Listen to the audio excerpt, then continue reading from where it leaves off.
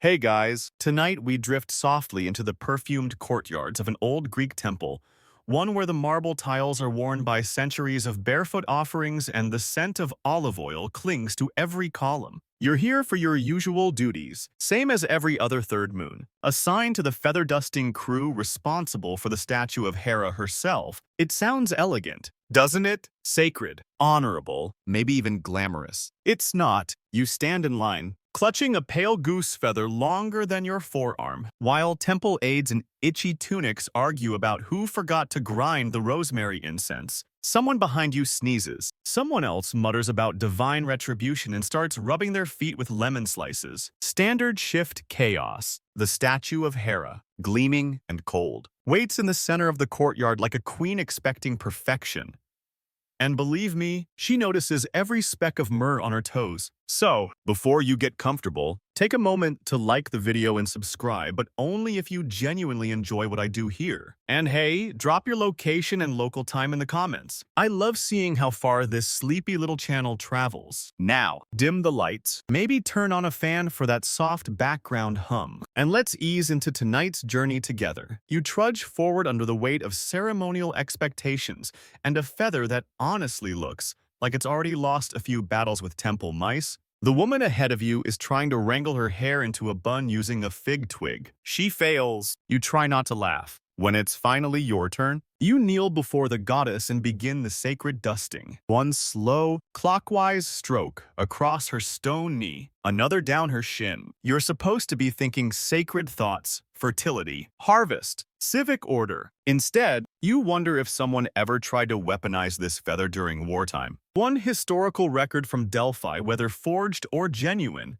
historians still argue claims a feather duster was once used to challenge a Thracian envoy to a duel. Yes, that was the official translation. A duel. With a feather. The olive wreaths never recovered. You finish the leg and move cautiously to Hera's torso. There's always that uncomfortable moment when you have to dust the folds of her chiton, which is artistically clingy. You pretend it's just marble. Cold, slightly damp marble. Nothing more. Behind you, a goat bleats. That's not symbolic. That's just Gregory, the temple goat, who likes to break into the courtyard and stare judgmentally at the interns. Suddenly, the head acolyte claps, "Feather dusters, withdraw," he yells, as if leading a battalion. You all stand up, some creakier than others, and form a line again. Your feather is now limp and tinged with amber resin. You're instructed to place it carefully into the urn labeled used, not burned. There are 3 such urns. No one knows what happens to the contents. You suspect they just get reused at Artemis's shrine down the hill. She won't notice. She's too busy with moonlight archery. Now, a quirky bit of temple protocol. Feather dusters are not allowed to speak until they've rubbed their fingertips with olive ash. This is supposed to purify your words, though more likely, it just makes your hands smell faintly of last week's sacrificial lunch. You comply, because last time someone forgot, we had a 2-day thunderstorm and 3 cracked lintels. The sun hangs low over the courtyard, catching the gold flakes embedded in Hera's crown.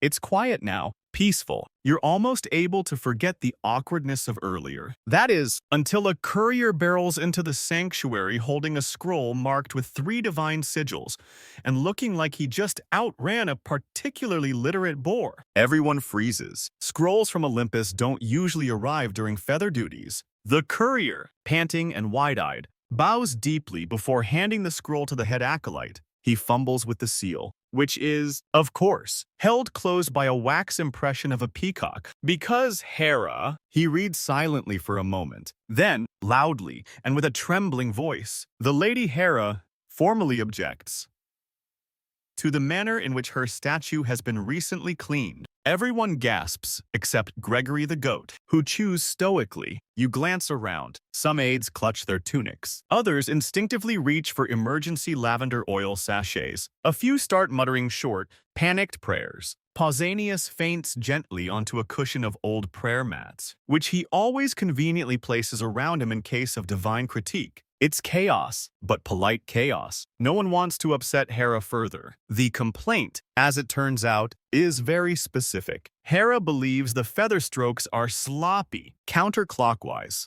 and most egregiously done with feathers of questionable pedigree. The last bit stings. Literally, one of the goose feathers had barbs in it last week. You're told to wait in the courtyard for further instruction. That's fine. You sit cross-legged on the sandstone, feeling a breeze roll in from the vineyards below the hill. Someone offers you a fig. You take it. The fig is average, but all you can think about is how Hera noticed. She noticed the feather strokes, the direction, the technique, the feather itself. Somewhere between disbelief and existential dread, you wonder, did the goddess really sit on her celestial throne, watching you feather dust her marble calf? And think, nope, that's a complaint-worthy flick. Apparently. Yes, the scroll with Hera's complaint remains unrolled on the ceremonial pedestal, fluttering slightly in the wind as if it, too, is judging your posture. You sit straighter. Not that it matters anymore. The feather-dusting rituals have come under direct celestial scrutiny, and no one is pretending this is a normal temple day anymore. Within minutes, a council forms because of course it does. The high priest, 3 senior acolytes, a junior archivist with a very large scroll pouch, and one absolutely confused olive merchant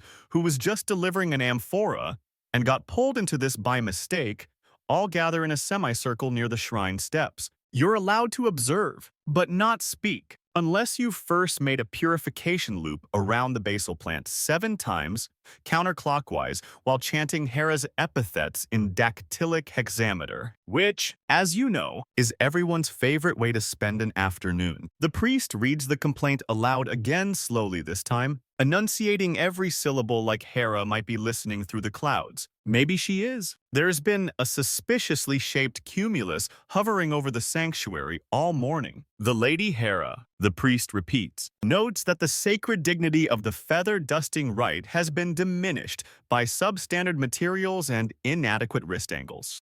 Someone gasps. You pretend it wasn't you? Then comes the part that truly sends a chill down the olive-smeared spines of the entire courtyard. She requests immediate corrective measures and a full audit of all cleaning materials used in the last lunar cycle. An audit. You've heard of audits before, but they usually happen to grain stores or amphora counts. Never feathers. Never sacred ones. A low-ranking assistant whispers, "Do you think she'll summon Hermes?" Someone else suggests Hermes might already be disguised as the new laurel tree outside the south wall. That tree has looked smug lately. To calm the growing panic, the priest calls for an emergency offering. This is standard protocol when divine complaints are received, offering something valuable and symbolic to soothe the offended deity. You and 3 other aides are sent scrambling through the supply rooms looking for appropriate appeasement items. You find 1 half-burnt sandal of unknown origin, a jar of imported saffron, slightly expired, 3 goose feathers from the unopened ceremonial-only box, and a platter of honey cakes that definitely weren't meant for today. The items are placed reverently before the statue. You sprinkle rosemary. Someone hums. There's even a brief attempt at interpretive dance, which is exactly as awkward as it sounds. Hera does not strike anyone with lightning, which is interpreted as not displeased. For now, just as the courtyard starts to settle back into a shaky rhythm, a junior temple attendant bursts from the archives building, arms full of scrolls, shouting, "We have a bigger problem." You brace yourself. This can't be good. She spreads out several scrolls on a nearby bench, each detailing rituals conducted over the past fortnight. All of them mention the use of olive oil for polishing Hera's statue, as tradition demands. All of them name the same supplier, Kyrios Demetrios of the Southern Stalls. Now, this might seem fine, until another acolyte, notorious for her nose and her conspiracy theories, snatches one of the amphora fragments from the waste pile and sniffs. That's not sacred-grade olive. She declares with all the confidence of someone who once claimed the moon was a haunted cheese wheel. That's kitchen oil, possibly mixed with lentil fat. Gasps again. Even Gregory the goat bleats, clearly scandalized. It dawns on the entire courtyard what this might mean. The wrong kind of oil has been used for dusting the goddess. Kitchen grade. Fatty, fry an egg on it type. You picture Hera peering down from her marble throne, nostrils flared, watching her pristine statue being glossed with salad oil. No wonder she complained. Historians still argue whether sacred olive oil was actually chemically different from culinary oil, or if the distinction was entirely ceremonial. But in your experience, divine beings rarely appreciate nuance when their shrines smell like stew. The investigation intensifies. The temple's scribe is brought in to confirm purchase records. He arrives with ink-stained fingers and a dramatic sigh, mumbling about how no one appreciates the art of neat column margins anymore. He confirms that yes, the last 3 shipments came from Demetrios. Yes, he had previously supplied ritual-grade oil, but no, he hadn't submitted a fresh purification certificate since the Feast of New Grapes 3 months ago. You can practically hear the thunder rumble in the distance. Someone suggests sending a runner to Demetrios immediately. Another suggests burning the remaining oil in a dramatic purification blaze. A third, very hungry aide asks if they can maybe fry something first. You're assigned to inspect the remaining amphorae. There's a smell. It's not divine. It's salad dressing. Definitely. As you scrape a sample from the amphora's mouth, you reflect on how this day started with goose feathers and vague reverence, and is now rapidly spiraling toward a culinary scandal of Olympian proportions. Meanwhile, the olive merchant from earlier, who is still trapped in this chaos, mutters, "I just came to deliver an invoice," before collapsing gently on a bench. To make matters worse, Pausanias returns from wherever he fainted, barefoot as always, and announces he's ready to take his turn at dusting again, oblivious to the scandal. Everyone yells at him. He disappears again, muttering about spiritual minimalism. The sun begins to dip lower, casting a golden glow over the temple courtyard. You take a deep breath, inhaling incense, nervous sweat, and just the faintest hint of vinaigrette. You wonder if Hera will understand. You wonder if she ever used kitchen oil herself when no one was looking. Probably not. But a sleepy part of you likes to imagine it. You wake the next morning with a slight headache and a strong craving for an entirely different occupation, perhaps pottery, or beekeeping, or maybe just moving to Lesbos and writing quiet poems about olive trees. But no. Today, the scandal must be addressed. The temple is already bustling. Someone's hung a new sign over the oil storage room. Strictly sacred only, don't even think about it. The joke is appreciated, but the panic remains. You shuffle past bleary-eyed assistants who spent the night trying to match batches of olive oil with their original purchase orders, each amphora now marked with letters and sad face symbols. You're assigned to the courtyard again this time, not to dust, but to assist the internal inquiry. Yes, the inquiry now has a team, a bronze gong, and an official name. The Feather Dusting Integrity Review Council. You wonder if the gods invented bureaucracy just to mess with mortals. The first task, interview everyone who touched Hera's statue in the past 10 days. You start with the obvious suspect, Timon, the junior acolyte who, last week, bragged about making the statue shine like Poseidon's forehead. His enthusiasm alone makes him suspect. So, you begin, quill in hand. Can you describe what kind of oil you used during your last polishing? Timon shrugs. The one in the brown jar. Was it labeled? No, but it smelled like breadsticks. You scribble breadstick oil in the margin. Later, a more senior assistant insists she used only the approved, double-blessed, amphora-stamped olive oil, but admits she may have poured it into a kitchen jug to make it easier to carry. You nod politely, while mentally screaming. By midday, things somehow get worse. A child? Yes. An actual child wanders into the sanctuary with a pet tortoise and declares, loudly and proudly, that he had helped with statue cleaning last week by smearing the marble with that shiny stuff Papa uses on the goat's horns. You blink. You do not take notes. You pretend it didn't happen.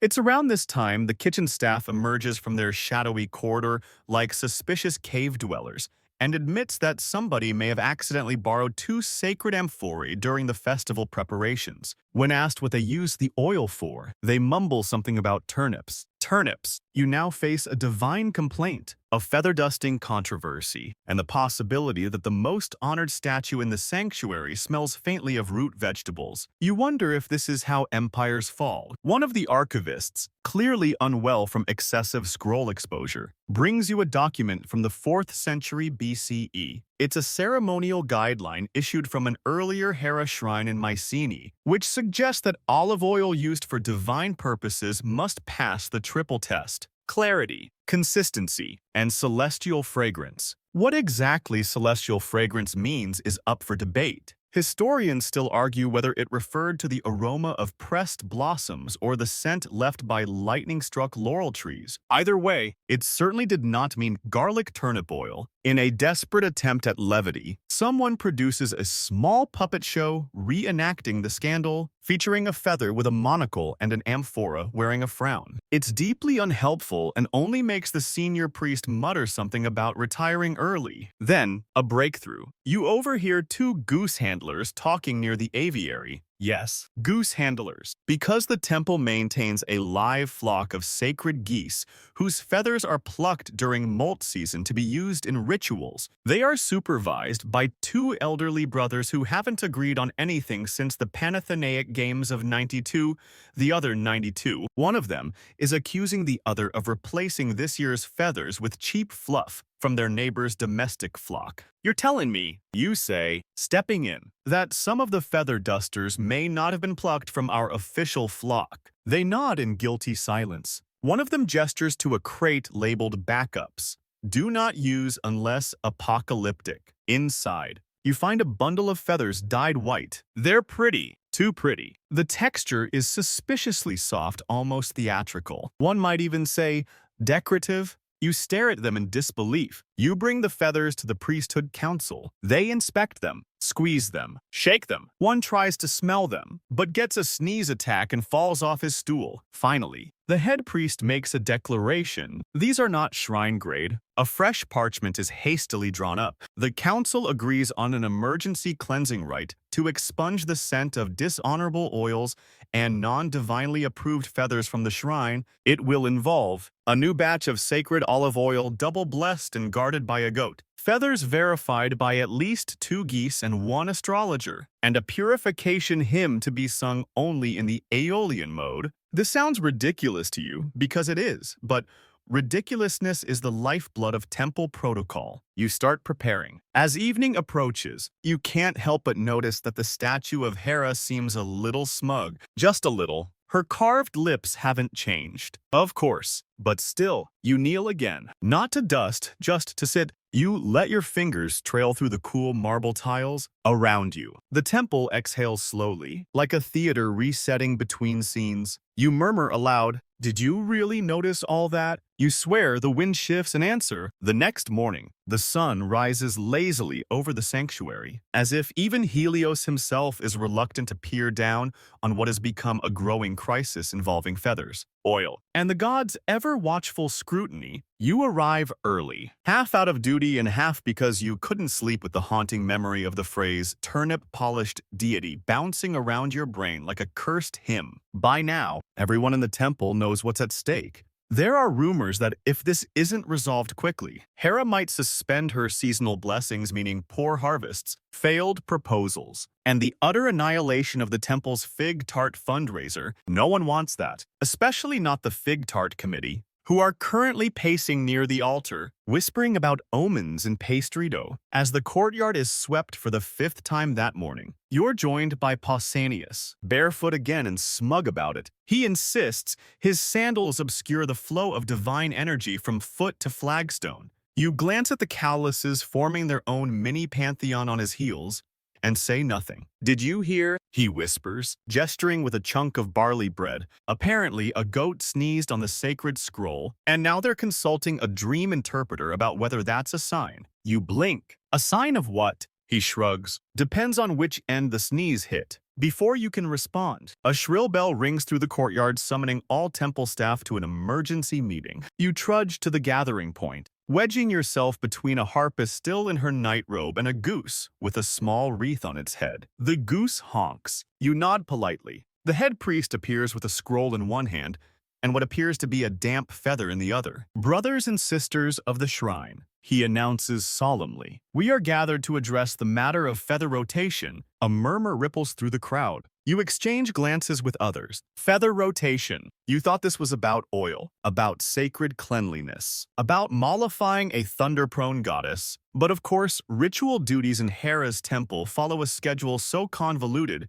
it makes Athenian tax law look breezy. Feather dusting is supposed to rotate on a 9-day cycle, determined by lunar angle, goose molting rate, and the temple bakery's butterstock. Apparently, someone unnamed but strongly hinted to have extremely large handwriting accidentally skipped a whole cycle, assigning the same junior group to clean for 17 straight days. That group, yours, you stare at your hands, now probably so familiar to Hera's statue they could legally count as part of it. And that, according to temple bylaws, constitutes ritual monotony, a grave offense. The theory is that repeated exposure dulls reverence and opens the door to casual, subpar devotion. You remember that one day you absent-mindedly hummed a market tune while dusting Hera's elbow. Uh-oh. Pausanias pipes up from the back. It's time, he says, dramatically, for democracy. Oh no. Before anyone can stop him, he's dragging a stool to the center of the courtyard and calling for a temple-wide vote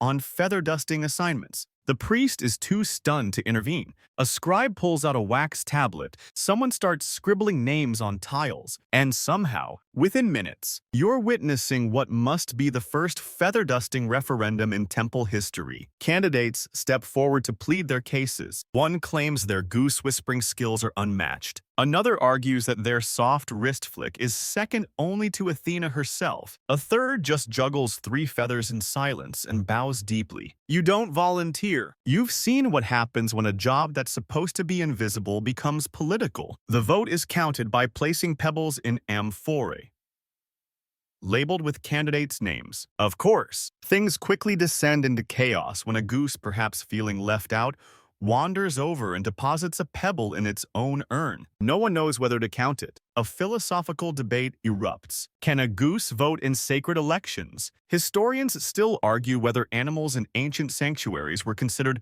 participants in ritual governance or just very well-fed props. But today, the goose's vote is counted because the high priest is tired and doesn't want another scandal. The winning team is announced. A trio of harpists, a goose handler, and, inexplicably, the olive merchant who was never officially dismissed from the last meeting. Everyone applauds. The goose bows. Your team is relieved of dusting duties temporarily. Instead, you're reassigned to audit assistance, which involves reviewing temple inventories for any suspicious feather substitutions, oil mice allocations, or other offerings that might have been creatively misfiled under miscellaneous divine hygiene. That's how you discover a scroll titled Procedures for Feather Blessing. Emergency Edition. It's old, faded, and smells like pine sap, but it outlines, in precise detail, the steps for rectifying a dusting ritual gone awry. Step 1. Hold a ritual apology in the temple courtyard, led by someone who has personally dusted the statue no fewer than 9 times. Everyone turns to look at you. Great. Step 2. Offer Hera a blend of saffron, sea salt, and the sound of a harp played in reverse scale. You don't ask how that works. The harpists are already warming up and arguing over who gets the Dorian mode. Step 3. Burn the offending feathers in a spiral pattern while reciting an ode to Hera's sense of justice. You hope she also has a sense of irony. The ritual is scheduled for dusk.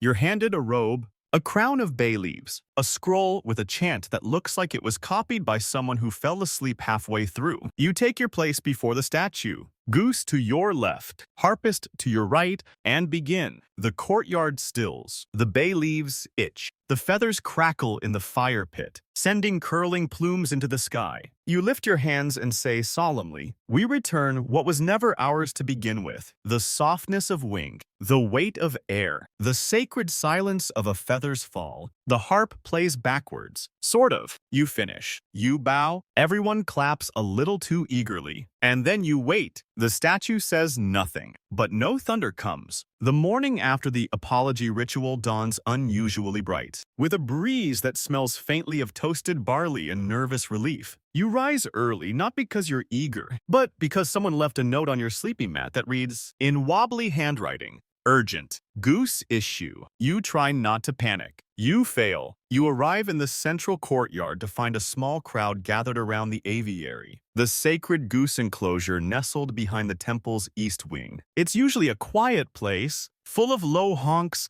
and the soft rustle of straw. Today, however, the air is electric. There's a goose with an olive crown pacing like a philosopher in deep thought. Another sits dramatically beside a pile of used feathers, as if mourning something lost. And in the center of it all, the lead goose, a portly creature named Apaphos, is refusing to move. You squint. He's planted himself atop the supply crate of ritual feathers, a perfectly symbolic sit-in. It doesn't take long before word spreads. The geese are protesting. Again, last time it was because of an overzealous flute player during a molt ceremony. This time, it's worse. Epiphos apparently saw someone use a non-sanctioned feather, one not plucked ceremonially during molting season, but rather clipped, trimmed, and horrifyingly decorated with gold leaf. Fashionable, maybe. Liturgically inappropriate, absolutely. You're asked gently, and then less gently to speak with Epiphos and negotiate a cease honk. Now, you're not trained in sacred animal diplomacy, but you have offered Epaphos grapes on several occasions, and he hasn't pecked you. So you're considered the closest thing to a goose liaison this temple has. You kneel beside him. He honks once short, declarative, accusatory. I know. You murmur, it was excessive. The gold leaf was a bit much. He flaps a wing in disdain. You reach into your satchel, retrieve a small offering, 3 sprigs of lavender, a pinch of millet, and a carved pebble shaped like a lyre. You place them at his feet. He sniffs, honks again, slightly softer. A truce is reached. The crate is relinquished. The protest ends with a quiet circle of feathers. Some murmured thanks, and one goose who insists on being carried out ceremonially. You oblige. The temple breathes easier. For now, still, the goose uprising has raised a new problem. The question of provenance. Where did these questionable feathers come from? Who approved them? And most scandalous of all were decorative craft feathers slipped into a sacred stockpile. You're assigned to the audit committee for the day. This time,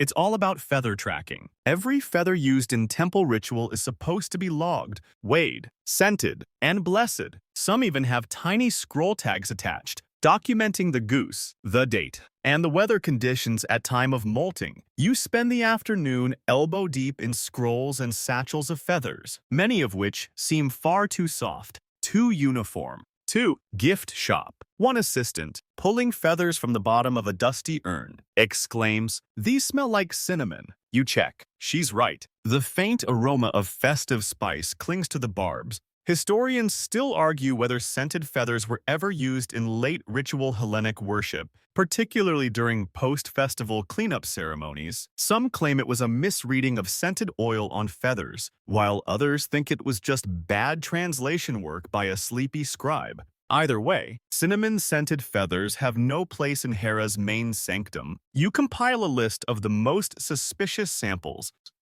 1 feather dyed violet, clearly artificial. 3 feathers with metallic glints under light. A suspiciously long one that might not even be from a goose, possibly a heron or a decorative quail. 1 with glitter. The last one causes a small panic. Glitter is considered a ritual contaminant. It never goes away, ever. The head priest declares a feather audit of high urgency. You all break into teams. Yours is assigned to the East Cloister, which hasn't been cleaned since the Festival of Minor Blessings 7 months ago. You discover 1 feather under a bench with a tag that reads, "To Hera. Love, Timon." It's unclear whether it was meant as a joke, an offering, or just misplaced poetry. Meanwhile, a new batch of properly sourced feathers arrives, freshly gathered from Epaphos and his colleagues willingly. This time, they're soft, elegant, and undeniably goosey. They pass every test. You hold one up to the light and feel oddly comforted. Finally, the temple convenes another council. The purpose? To vote on a new rotation schedule for dusting duties, updated audit protocols, and strangely a motion to formally recognize Epiphos as an honorary assistant to ritual compliance. The goose accepts, honks 3 times, bows. It's all very official. Your role shifts again. You're now in charge of drafting the Feather Usage Integrity Guidelines, a scroll that must include approved types of feathers, proper storage techniques, feather blessing protocols, what to do if a goose refuses to molt. You work late into the evening, scribbling by oil lamp, your fingers ink-stained and itchy from parchment dust. The last clause you add reads, "In case of divine objection, all feather-related decisions shall defer to the nearest sacred animal." You pause, smile, wonder how long it'll take the gods to notice that line. As the temple quiets for the night, you wander back through the courtyard. Hera's statue gleams again, this time polished with oil, verified by not one, but 3 different priests and a committee of mildly paranoid archivists. The feathers used earlier in the day were fluffed precisely 3 times each, rotated between dustings, and returned to their cedar-lined storage box under strict supervision. You sit beside the statue. Just for a moment,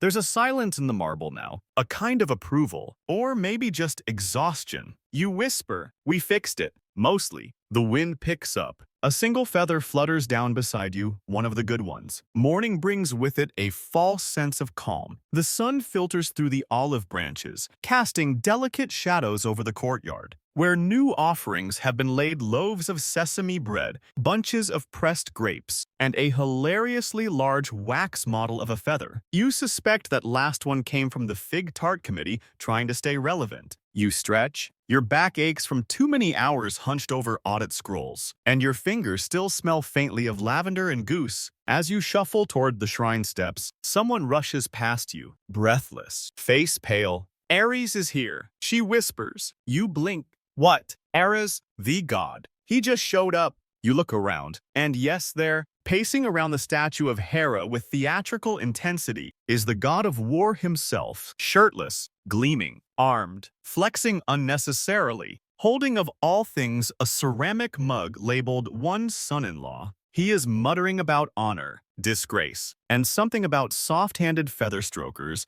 Apparently, Ares has taken personal offense to Hera's complaint, not because he cares about feather rituals he absolutely doesn't, but because he feels his mother has been insulted, and that insult reflects badly on him. It's convoluted logic. But you've learned better than to argue with divine family dynamics. You watch as Ares paces. He picks up a feather and examines it like it's a foreign weapon. Then he snaps it in half with unnecessary drama and declares, "We need steel feathers." The priest, already pale from years of incense inhalation, faints. You're summoned, of course, because somehow your name has become associated with feather protocol enforcement. You approach cautiously. "Ares," you say, bowing. "With all due reverence, steel might scratch the statue." He eyes you hard. Then he snorts. "Then make them soft steel. There is no such thing." Still, you nod solemnly. Scribble down "investigate soft steel feathers" in your audit scroll, and quickly change the subject. You ask,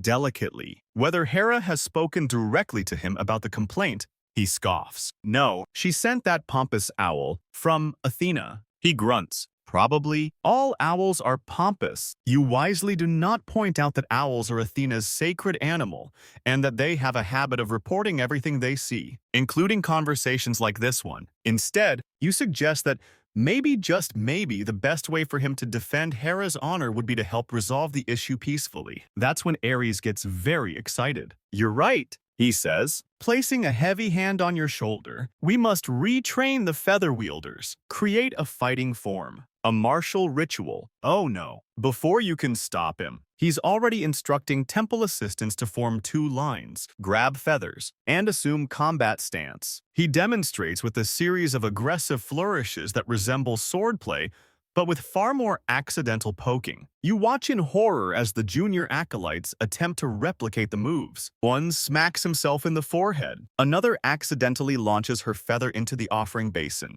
Again, Ares bellows. Soon, a small crowd gathers to observe the chaos. A visiting philosopher squints and murmurs, "Is this performance art?" A goat eats one of the practice feathers. No one stops it. Ares continues his training for half an hour before becoming bored. He announces, "I have inspired you. The rest is up to mortal discipline." Then he leaves, flexing as he walks, taking 3 honey cakes from the altar as parting tribute. You sit down on the nearest bench, completely overwhelmed. The priest revives, sees the mess, and faints again. Once Ares is gone, the temple tries to recover its dignity. The head scribe suggests amending the feather usage guidelines to formally prohibit warlike embellishments and combat-adjacent dusting routines. You agree. Later that day, the temple receives a small scroll delivered by an irritable dove. It's short, curt, and written in Hera's unmistakably elegant handwriting. Please advise Ares that feathers are not a medium of war. Also, please stop using the goose basin for training drills.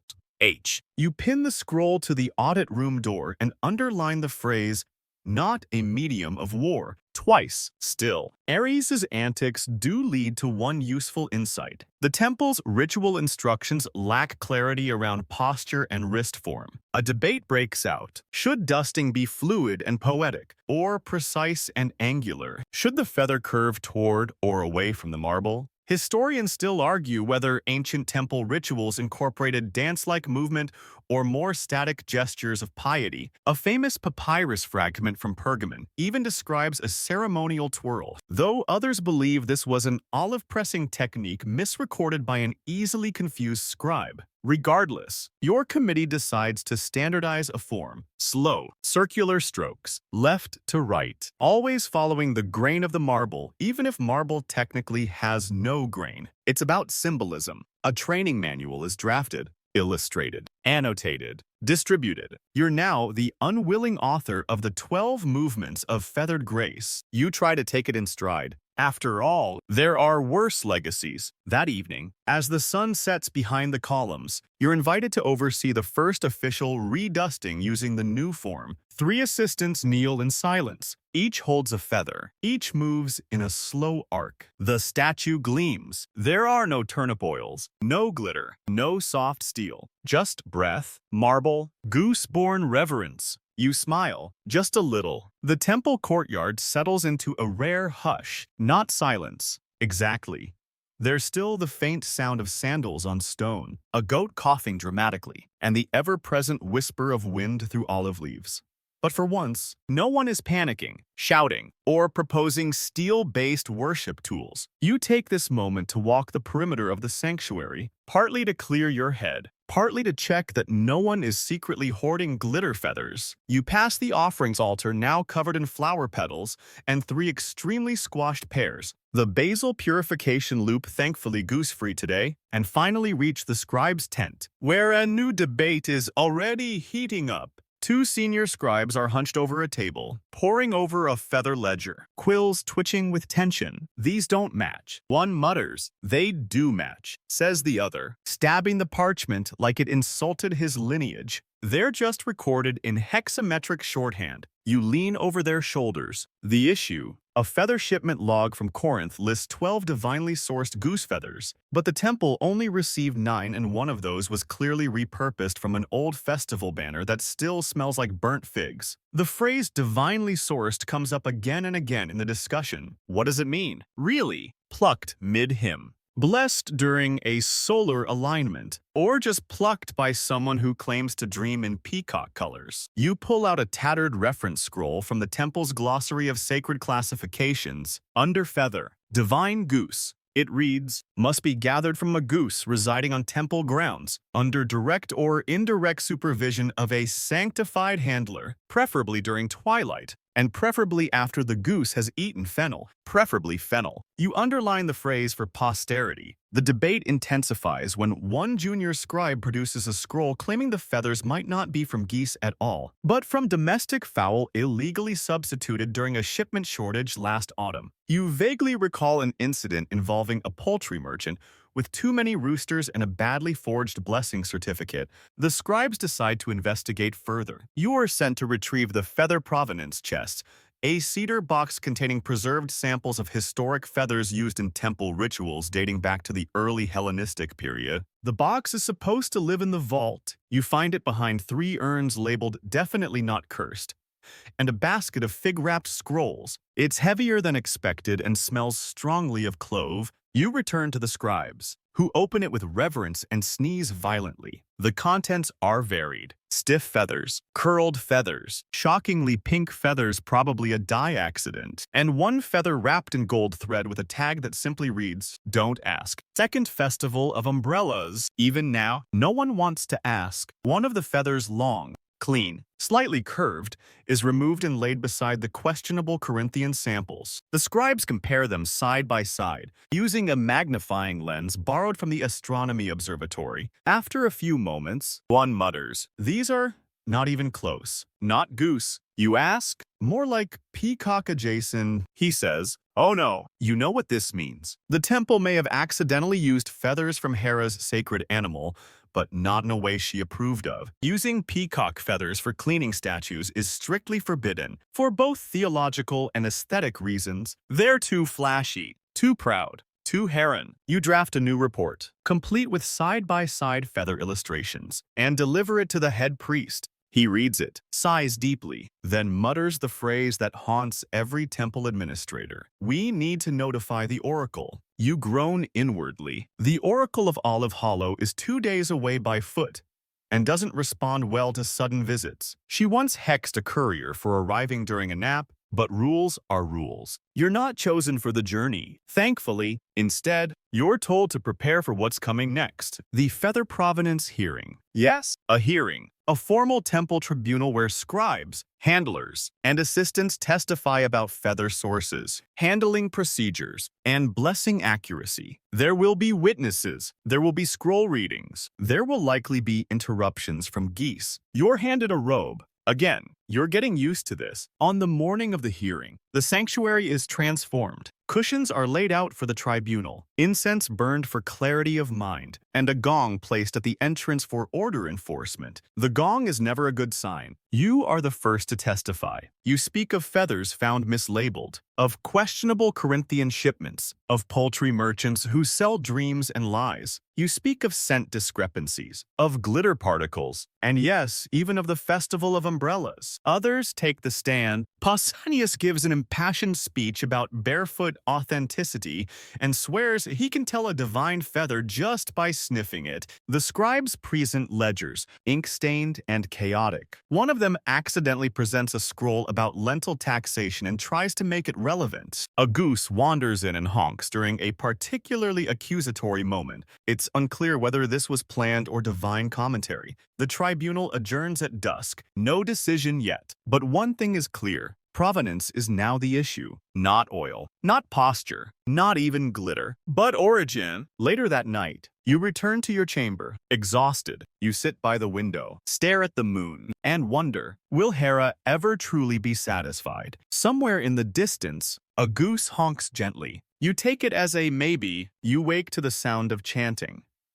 Not the usual melodic invocations, but nervous, slightly off-key practice runs. Today is the day the sanctuary attempts to do the impossible, formally re-sanctify all the feathers currently in storage. Every last one. The whole lot has been deemed provenance ambiguous, a phrase you're starting to hear in your sleep, along with scent conflict and unlicensed goose handler. You shuffle into the courtyard, robe askew, eyes gritty. A breeze carries with it the smell of olive smoke and lemon balm, the default purification blend when no one can agree on anything else. A large table has been erected near the altar, covered in neatly stacked bundles of feathers, each tagged and color-coded according to urgency. There's a red pile. No one wants to touch the red pile. You join the sanctification team newly formed, underslept, and tasked with blessing several hundred feathers before sunset. A goat stands nearby with what appears to be a clipboard in its mouth. You pretend not to see it. As you begin, the high priest arrives with a declaration. Hera's statue will remain untouched until this process is complete. That means no rituals, no offerings, and most tragically for some no incense selfies with the goddess, you're given a small bronze bell to ring at each completed blessing. A harpist provides ambient background notes. For every feather, you hold it to the light. Smell for residual scent acceptable. Olive, cedar, ash.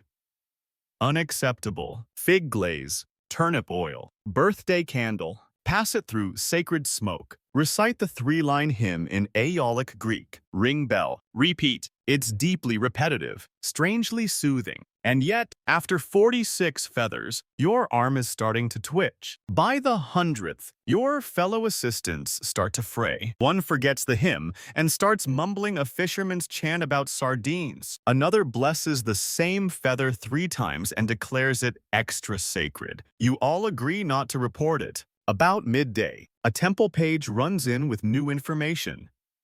He's breathless, sweating, and clutching a scroll so tightly the ink has smudged. He hands it off to the head priest, who reads it aloud to the growing crowd from the Oracle of Olive Hollow. In response to inquiry, quote, "Feathers once confused cannot be reclarified. Ambiguity stains sacredness. Burn the red pile."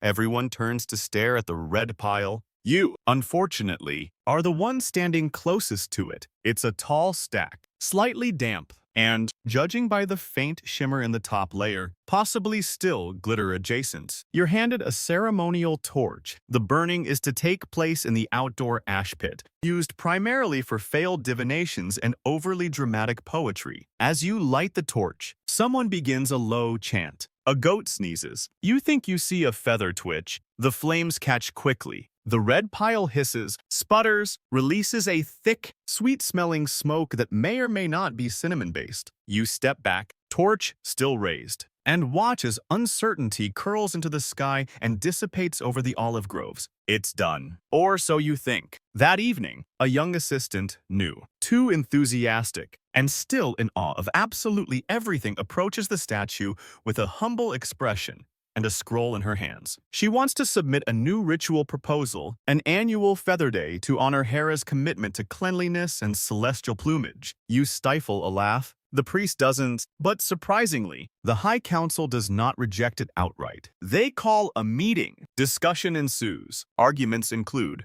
we already have Fig Day. Do we need another thematic holiday? Feathers are central to the faith. We can't call it Feather Fest. That sounds like a poultry market. What about Feather Reverence Evening? Too long. How about the pluming? Eventually, it's agreed. A modest yearly observance will be added to the temple calendar. It will involve a symbolic dusting of the statue, a short play reenacting the great feather audit roles already assigned, and a community potluck where no one is allowed to bring anything foul-based. You're made honorary chair of the pluming committee. You do not recall agreeing to this. In the meantime, the temple continues business as usual, albeit with tighter controls. All feathers are now sealed in scroll-labeled linen pouches. The phrase double verified becomes part of daily speech. A second ledger is added to track feather lifespan. One junior acolyte is assigned full-time to just sniffing. Even still, a rumor starts floating through the sanctuary. Some say Hera is still not satisfied, that during a recent twilight incense ritual, the flame flickered once too sharply, that a goose's shadow lingered longer than it should have.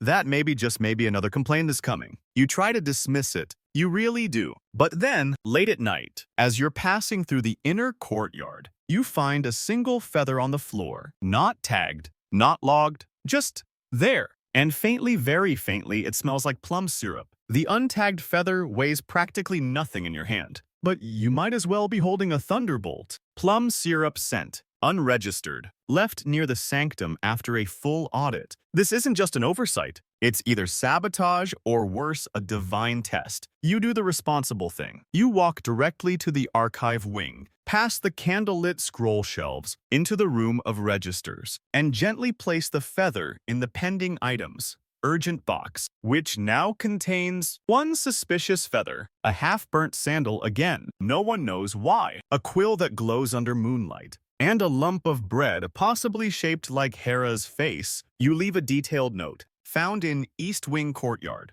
3rd hour past dusk, plum-scented, no tag, possible omen, or dessert. Then you sign it with your initials and a slightly exasperated doodle of a goose. The next morning, the box is gone. Not stolen, just moved. You find a chalk note on the floor that says, in someone's attempt at cursive, trial by sneeze, courtyard, now. Oh no, not again. You rush out to find the temple gathered in semicircle formation. In the center, the suspicious feather on a woven mat, surrounded by 4 incense burners and a large, decorative fig. The high priest raises his hands. We reconvene the rite of trial by sneeze. He declares solemnly, "You groan internally." Trial by sneeze is not a standard ritual. It was invented by the former high priest, who suffered from chronic temple dust allergies and believed divine disapproval was expressed through nasal fits. The practice has since become controversial. Historians still argue whether any sneeze-based rites ever existed in the classical world.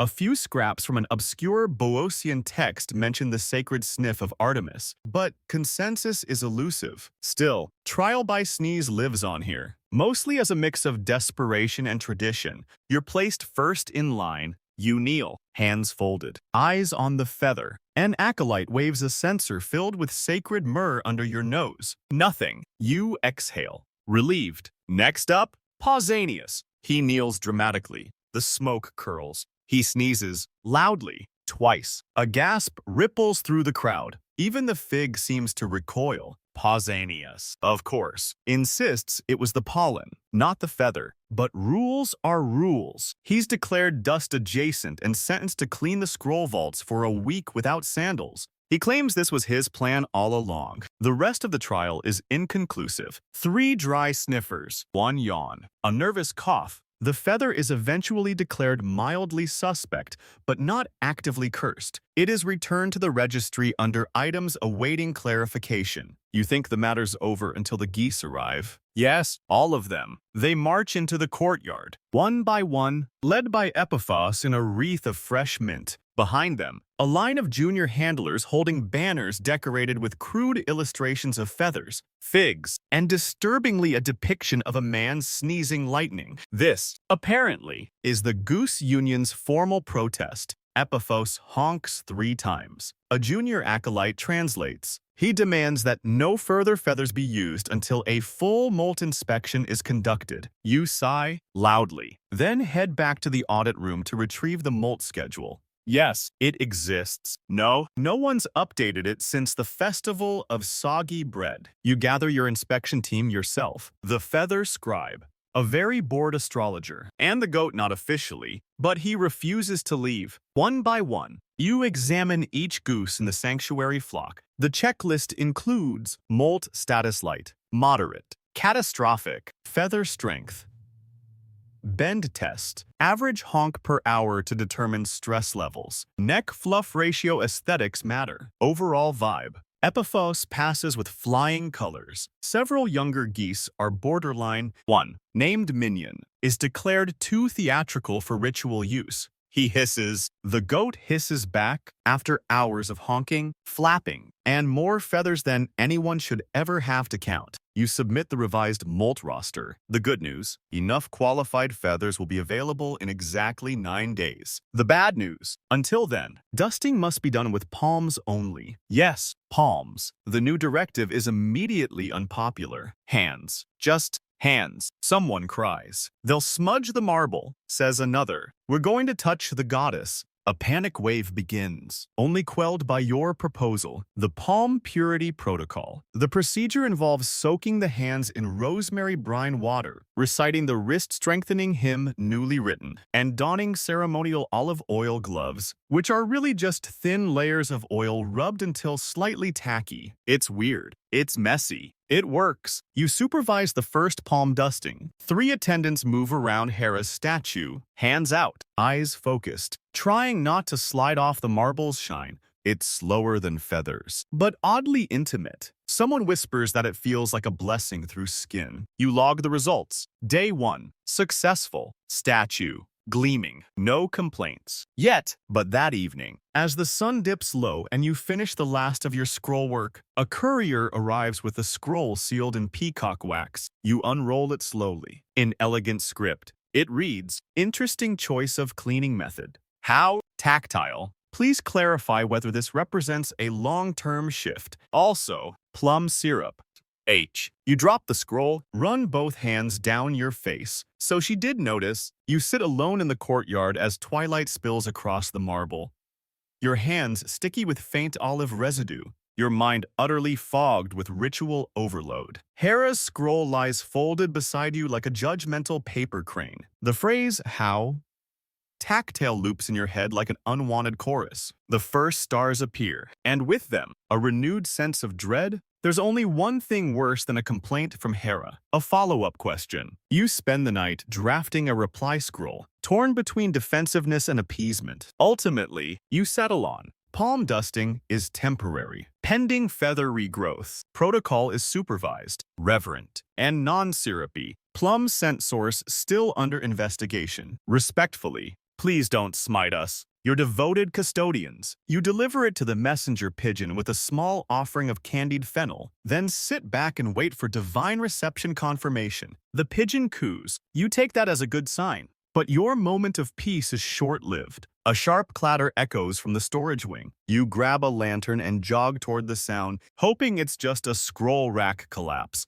What you find instead is Pausanias. Of course. He's sitting cross-legged beside an open chest of ceremonial cleaning implements, surrounded by an alarming number of plum pits. His eyes are wide. Don't be mad, he says immediately. You are, in fact, already mad. Where did those come from? You ask, pointing at the pits. He looks sheepish. The orchard. We don't have a plum orchard. I found one. You stare. He clarifies. Last week, while foraging for sandalwood bark, he discovered a lone plum tree growing in the old ruins past the fig grove. The tree was strangely lush, fruit-heavy, and surrounded by oddly symmetrical goose tracks. You sit down beside him, heart sinking. Did you bring any of those plums back? Just a few, he mumbles. How few? 12. Did you please say no? Did you eat them during your dusting shift? He blinks. Then, I thought they were sacred. You pinch the bridge of your nose. So that's where the plum scent came from. The untagged feather, the scent trail, the sneezing. You retrieve the temple's minor relic log and flip through the pages. Sure enough, buried in a footnote beneath miscellaneous forbidden flora, there's a single line.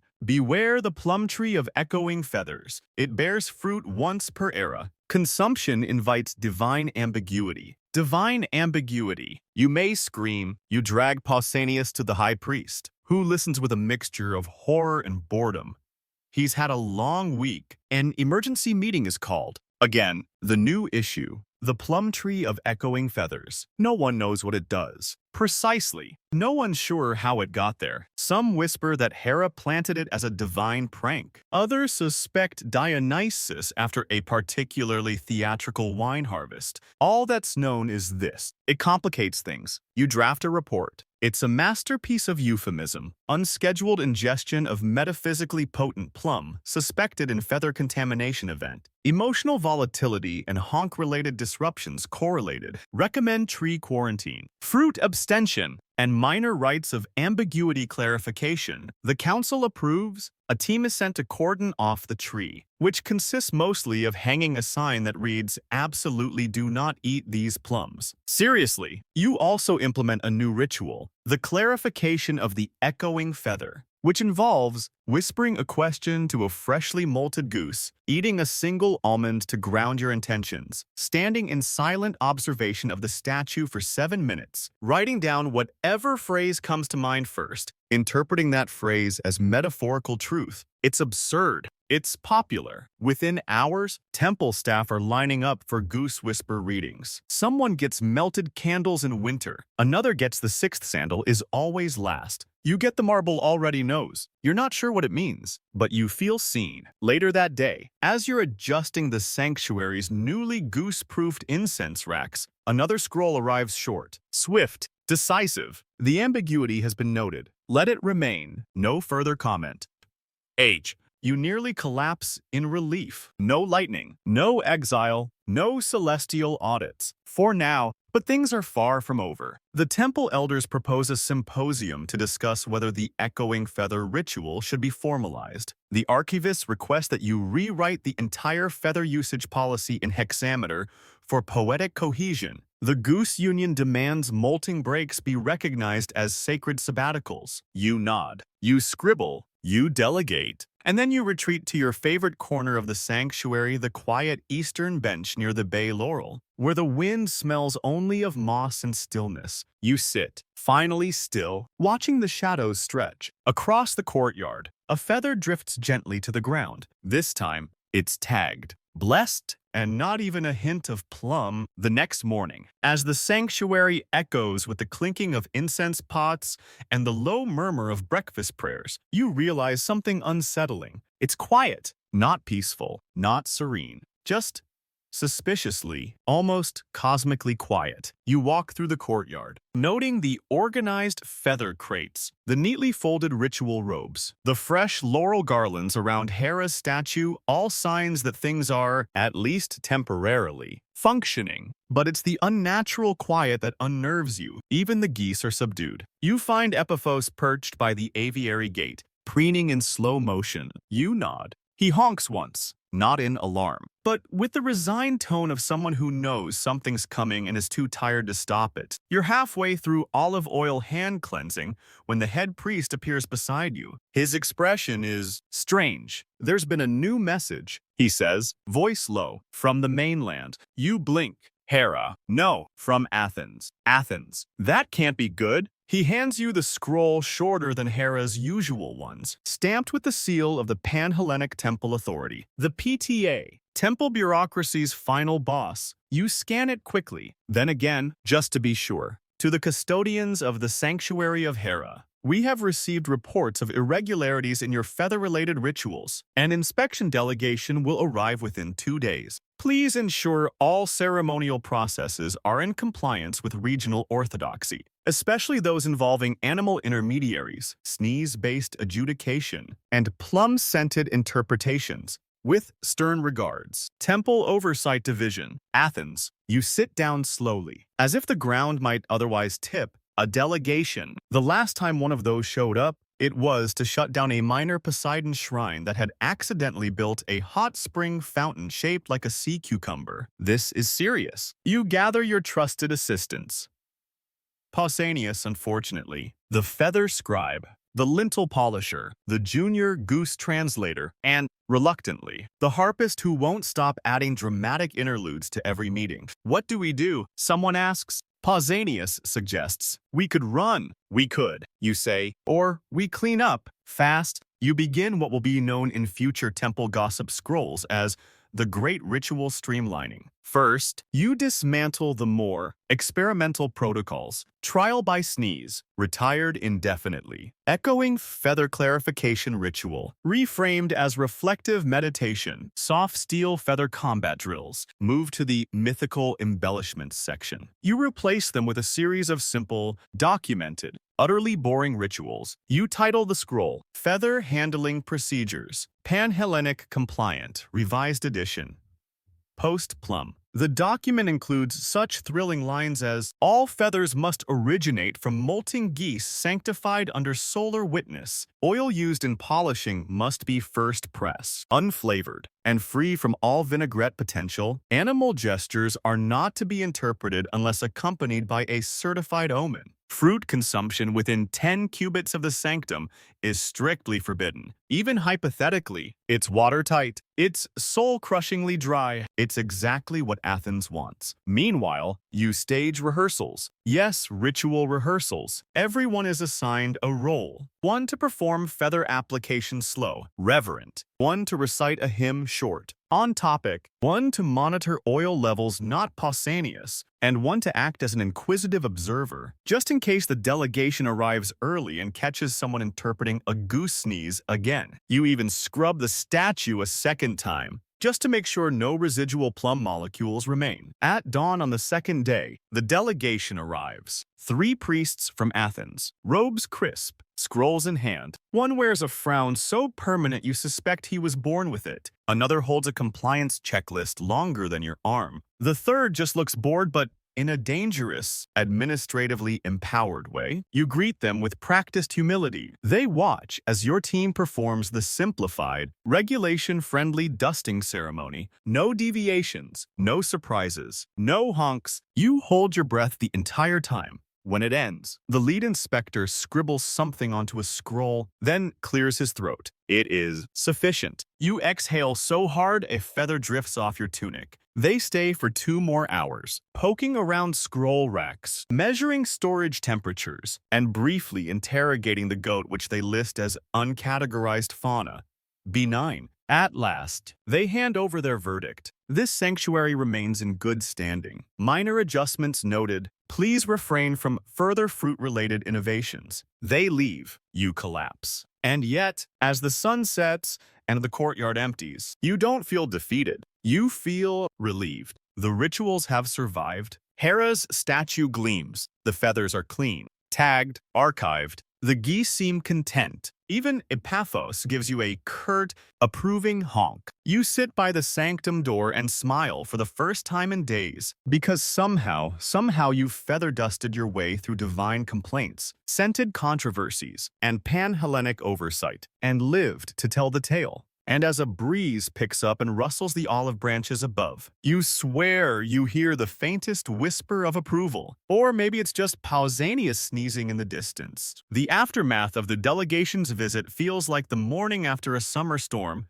everything intact, but just slightly off. Scrolls have been reshelved in unusually neat stacks. Feather boxes sit in perfect rows, each tied with 2 strings instead of the usual one. Even the geese seem more polite. Though that could just be collective exhaustion, you return to your duties with a new sense of cautious optimism. Hera hasn't issued a scroll in over 2 days. No new fruit has appeared. No untagged feathers. You almost begin to hope things will settle into a new, less sneeze-based normal. But of course, this is still a temple. You're organizing the newly updated feather usage archives, now cross-indexed by goose, molting phase, and lunar calendar when a junior assistant rushes in with a terrified expression and a scroll clutched like it might bite. You take it calmly. You've survived plum curses, sneeze trials, and steel feather duels. Whatever this is, you're ready. You open the scroll. I, Thestor of Corinth, do hereby assert that my flock of temple-trained geese were wrongly excluded from the sanctuary of Hera's sacred rituals. The feather discrimination perpetrated against my birds is unlawful and sacrilegious. I request an official audience to discuss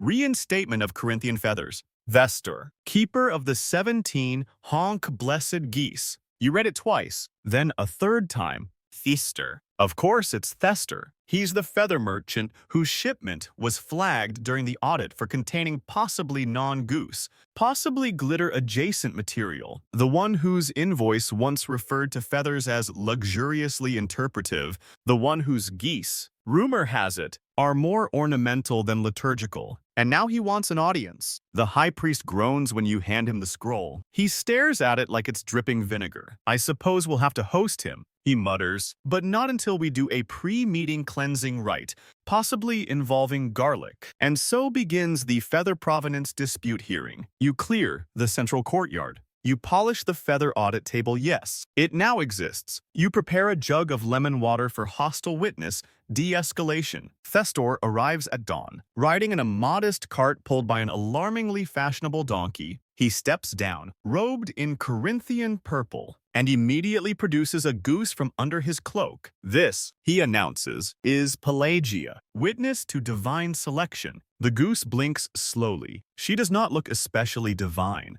Thestor lays out his case. He insists his geese are temple-trained, spiritually honk-calibrated, and pre-blessed by exposure to sacred flute melodies. You ask what that last one means. He explains, at great length, about the Corinthian Temple Goose Chorus, a performance troupe that trained his birds to respond to Dorian mode with synchronized flapping. You ask if the feathers are tagged. He claims tagging disrupts the feather's aura. You ask for proof of their molting timeline.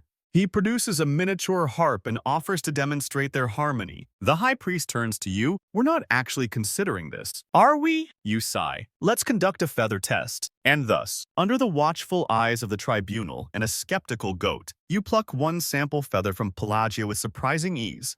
She doesn't seem to mind, and begin the sanctity evaluation. First, visual inspection. Color, acceptable. Curve, slightly flamboyant. Second, scent test. Faint aroma of juniper and weight cinnamon. Again. Third, burn test. You light the edge. It fizzles slightly. There's a sparkle. Just one. But still. Fourth, sacred goose reaction. You present the feather to Epaphos. He honks once, waddles away, and sits down with exaggerated boredom. The verdict is swift. Pelagia's feathers are unsuitable for direct ritual use. Thestor protests. He references obscure Corinthian bylaws, scrolls with suspiciously fresh ink, and the poetic theory of divine flamboyance. The tribunal listens politely, then declines. To soften the blow, you offer a compromise. Festival demonstration status. This means Thestor's geese can participate in non-sacred events like parades, harvest blessings, or possibly interpretive dance,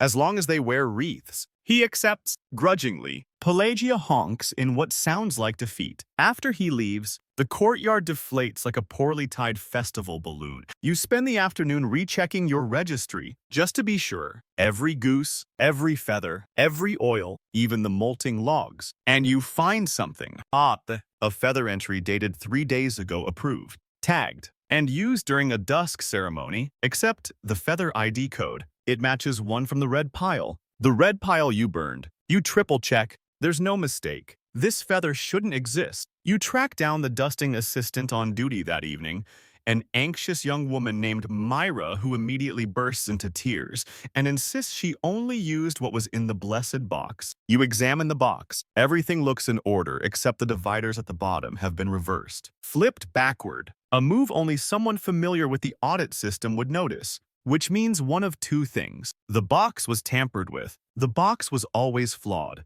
and no one noticed. You bring the evidence to the high priest. He stares at the reversed tag, then exhales slowly. This temple, he says, will be the end of me. That night, you sit beside Hera's statue once again, feather audit scroll in one hand, a fresh fig in the other. You whisper, if you're testing us again, at least let it be with peaches next time. There is no answer, but a breeze lifts the hem of your robe, and across the courtyard, a single feather flutters to the floor tagged, inspected, approved, and glinting just faintly in the moonlight. Morning arrives cloaked in that peculiar stillness only found in sanctuaries. The day after something possibly magical or possibly administrative has occurred, you wake early, half expecting the sky to be filled with scroll-wielding owls or a celestial summons written across the clouds. Instead, you find your tunic still wrinkled from sleep and a goose nibbling at your sandal string. You take this as a sign the world hasn't ended. Yet, the mysterious feather from the night before remains where it landed, centered on the courtyard flagstone, placed as precisely as if Hera herself had leaned down and set it there for dramatic effect. You approach cautiously, scroll in hand, gloves donned just in case it's still plum-tainted, and lift the feather. It's flawless, cream white, smooth shaft, gentle curve, no glitter, no scent, no cinnamon. A perfect ceremonial feather, except it bears 2 tags. One is yours, from the post-audit, sanctioned, blessed batch. The other, from the red pile, the supposedly burned, unfit for Hera collection. You call for the archivist. He arrives with 3 scrolls, 2 ink pots, and a face like sour wine. You show him the feather. He frowns, squints, checks his logs, then mutters, "This shouldn't exist." He's not wrong. You form a team Pausanias because he's already there. The scribe with sharp handwriting, the most responsible goose handler, and, for reasons unknown, the sanctuary's flute player. Together, you conduct a tag traceback. The feather is logged under a purification session held 4 nights ago. You review the footage, by which you mean a series of smudged ink sketches drawn by a particularly enthusiastic assistant with a fondness for action poses. There, in one panel, is a drawing of a young acolyte dusting the statue. The feather in their hand is very clearly tagged, but the notes say something odd. Feather retrieved from the drawer beneath the blessed box. Due to last-minute rush, you don't even have a drawer beneath the blessed box. Or rather, you shouldn't. You rush to the ritual supply room. Sure enough, beneath the official box is a false compartment. Inside, 5 more feathers, all tagged, all flawless, all bearing faint marks of the red pile, most notably, a slightly singed tip or a hint of unapproved polish along the vein. They were hidden. Someone preserved them. You hold one up to the light. The shaft glimmers faintly, not glitter, just defiance. The high priest is summoned. He inspects the feathers in silence. Finally, he says, "So someone saved them, believed in them, hid them." You nod and use them anyway. He exhales. This is heresy or courage, possibly both. Historians still argue about ancient acts of quiet rebellion within temple life. One scroll from the island of Delos describes a priest who secretly replaced sacrificial doves with paper birds painted with wine. Another mentions a temple scribe who added extra verses to every hymn for symmetry. Was it protest? Was it artistry? No one knows. You do know this. Someone here believed that the red pile feathers burned in ritual, dismissed by oracles, still deserved a place on the altar. And somehow, Hera accepted them. The statue was not scorched. The sky didn't crack open. No geese exploded. Instead, Hera left behind a breeze and a feather, and a scroll with no thunder. You gather the temple staff and explain everything. A hush falls. Then, Pausanias says, "So, we're not in trouble." You shake your head. "We may be an innovation." The council meets again. This time, it's not to cover anything up or stifle creativity. It's to draft a new feather tiering system. The proposal includes Tier 1. Direct feathers, molted during sacred days, within ritual bounds, tagged and supervised. Tier 2, secondary feathers, slightly scorched, possibly unblessed, but recovered and re-evaluated. Tier 3, interpretive feathers, gifted, ceremonial, or symbolically significant, used only under moonlight or with express divine non-objection. It's voted on. Passed, sealed with a honk of approval from Epiphos, who waddles by at precisely the right moment. You oversee the classification. Carefully, lovingly, the Tier 2 feathers are placed in a lacquered cedar box labeled Recovered Underwatch. You give it a small purple ribbon just for dignity. Later, as twilight returns to the courtyard, you sit near Hera's statue once again. The light catches in her carved eyes. You whisper, "You saw, didn't you? You always see." A gust of wind tumbles across the courtyard and flutters the edge of your robe. Above, an owl passes silently overhead. Not Athena's owl. Probably, but maybe. And for the first time in weeks, you feel no tension in your shoulders. The feathers have found their place. Even the flawed ones, especially the flawed ones. By now, the temple breathes with a rhythm you've helped rewrite, no longer the stiff, rule-bound pattern of yestermoon, but something softer, something layered with the quiet confidence that sometimes even a rejected feather deserves a second chance. You wake to find the sanctuary already stirring with a gentle energy. No chaos, no unexpected scrolls. Just the sound of water ladled into offering basins and a chorus of sleepy honks as the geese stretch beneath the olive trees. Today marks the first official day of the newly instituted 3-tier feather protocol. And you are in charge of the inaugural dusting rotation. You try to resist the swell of pride in your chest as you dress, your robes freshly laundered, your sandals almost aligned. Pausanias has been stealing the left ones again, and your ceremonial gloves have been anointed in rosemary oil and gently warmed by a sun-baked stone. You are ready. You arrive at the courtyard with a hand-picked team. Myra, the anxious acolyte now promoted to feather placement supervisor. The flute player, again, unclear why, but he's helpful with pacing. And the feather scribe, who now carries a custom satchel of pre-approved cleaning feathers sorted by type, tier, and breeze resistance. The marble statue of Hera looks as serene as ever, her carved peacock crown catching the dawn light. You pause, bow, begin. First comes the tier, my feather. Flawless, direct from molt, no history of controversy. You use it to gently sweep across Hera's outstretched hand, slow and circular, just as outlined in the now famous 12 movements of feathered grace. Myra mutters each motion's name as you go. Soft cascade, turning branch, blessed wrist, goose's mercy. Yes, that one made the final cut. Next comes the Tier 2 feather. One of the rescued ones, slightly burnt tip, faint scent of smoked laurel. You cradle it between your fingers like a fragile treaty. With it, you dust Hera's left shoulder. The motion is slow, reverent, and ever so slightly trembling. There's no thunder, just a bird call in the distance and the faint glimmer of sun on stone. Then, with ceremony, the Tier 3 feather gold trimmed, inscribed with a sacred poem, gifted by a visiting priestess from Rhodes, technically unorthodox, fully approved under the interpretive clause. You place it gently across the hem of the statue's chiton, then withdraw. It's done. The courtyard, watching silently throughout, erupts into a soft wave of exhalations, a handful of gentle claps. A goat coughs respectfully. Epiphas waddles forward, bows, and nibbles a nearby petal as if to say, "That'll do." You sit, just for a moment. Later that morning, the scribe approaches you with a newly inked scroll. Hymn of the Three Feathers. It reads, below, it begins, one for clarity, one for redemption, one for meaning still unfolding. You nod. Ask him to file it under seasonal variations.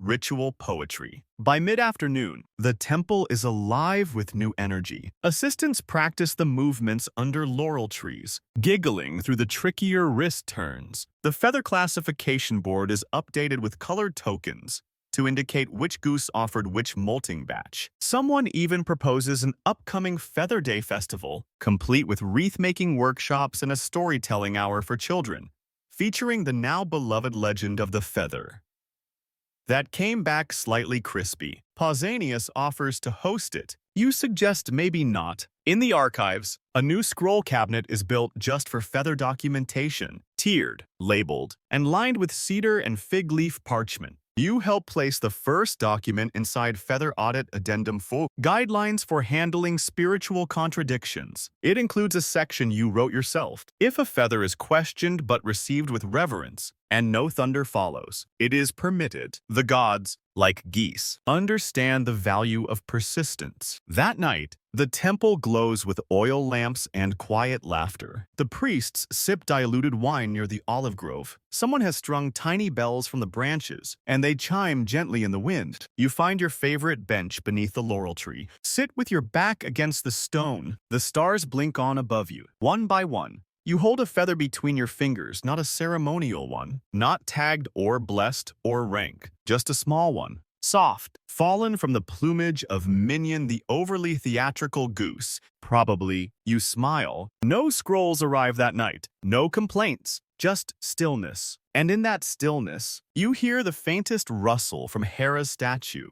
The peacock crown shifting ever so slightly in the wind. Not cracking, not judging, just listening. The temple wakes slower these days, not out of laziness, but out of something better. Confidence. The morning light stretches over the marble columns without anxiety. The incense is lit on time. The geese honk only when necessary. You move through the sanctuary like someone who has truly become part of its rhythm, no longer flinching at every scroll, no longer questioning every breeze, just keeping things quietly in balance. Today marks the full moon, a minor feast, and the perfect moment for the first official feather reaffirmation ceremony. You've been preparing for weeks. It's not a grand festival like those in Delphi or Ephesus. There are no flaming chariots or amphora full of honeyed figs. But what it is precise, gentle, and, for once, not improvised on the back of a goat receipt. Your team assembles in the courtyard just before dusk. Myra lights the sanctified lamps. The flute player, now somehow designated Minister of Soothing Background Sound,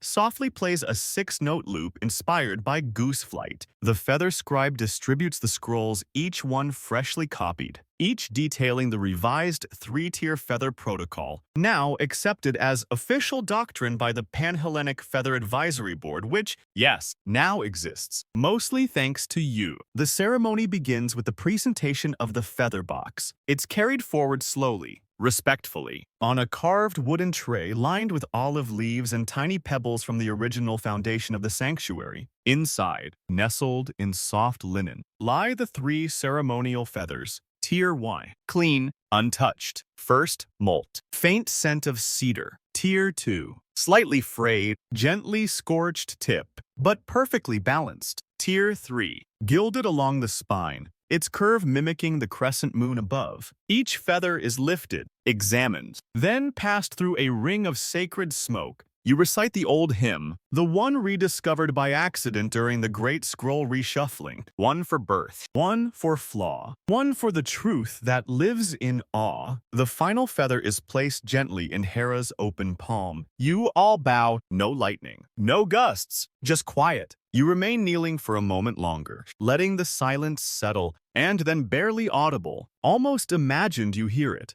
A soft rustle. The statue's peacock crown shifts, just enough to make one feather tremble, just enough to be unmistakable. She noticed. You stand, the others follow. The moment passes without spectacle, but everyone feels it. It's not a warning. It's not a complaint. It's acknowledgement. That night, you walk alone through the olive grove behind the sanctuary, where the moonlight falls in long ribbons, and the earth smells faintly of rosemary and cooled stone. You pass by the plum tree, now neatly fenced. Sign clearly posted, "Do not eat these without divine clarity," and find one perfect fruit hanging low. You smile. You pluck it. You do not eat it. Instead, you place it in the small stone bowl at the base of Hera's altar, beside a feather from Minion and a smooth pebble from the fountain edge, an offering not of perfection but of understanding. You sit down on the edge of the fountain. Listen to the breeze moving through the trees. Let your thoughts grow softer, your breath slower. A goat coughs somewhere in the distance. A goose flaps gently in its sleep. The marble shines faintly under moonlight. You close your eyes, let go of the scrolls, the protocols, the noise, and you rest. The breeze moves more slowly now. Like it, your thoughts drift gently through the spaces you've come to know so well. The smooth marble beneath your palms, the warm scent of olive oil lingering in the corners of the courtyard, the soft brush of feathers across your fingertips, each stroke no longer frantic or cautious, but certain, reassured, unhurried. Somewhere beyond the sanctuary walls, a goose stirs in its sleep, but the sound is distant, barely more than a suggestion. Around you, the night settles into its rhythm. Lamplight flickering, vines curling along the edges of the shrine, time softening into silence. You can still feel the pebbled floor beneath your soles, the weight of the feather that never made it to the altar but somehow found its meaning anyway. The tree, the scrolls, the plum left uneaten. All of it has blurred gently into the soft hush of memory, the kind that folds itself into dreams before you've even noticed you're dreaming. And as the stars settle into place above the sanctuary's roof, the statue of Hera keeps its quiet watch, still and unmoving, yet not unfeeling. You know, now that she notices, even the little things, especially the little things. You sigh, slowly, deeply. Let the last thoughts drift like feathers caught in the breeze. Let yourself be still. Let yourself sleep.